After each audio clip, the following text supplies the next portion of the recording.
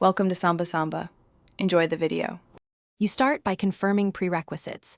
The Panda app is installed, permissions granted, and you have account access.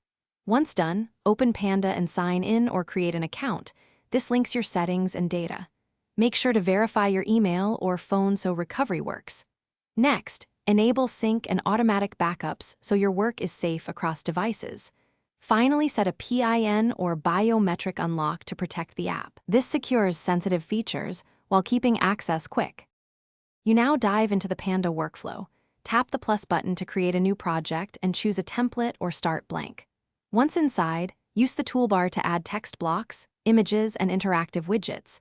Drag elements to position them and pinch to resize.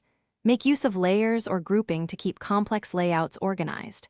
When collaborating, invite teammates or generate a share link with view or edit rights. Save frequently. The app keeps versions, so you can revert if needed.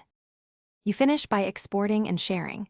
Choose PNG, PDF, or the native Panda file and set resolution or compression to match your needs. Once exported, publish or share directly from the app, adjusting permissions and expiration for links so access is controlled. Make sure to verify the final file on another device. If something goes wrong, troubleshoot.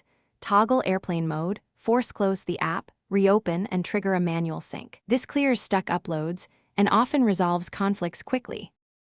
Thanks for watching. Consider subscribing if we helped you.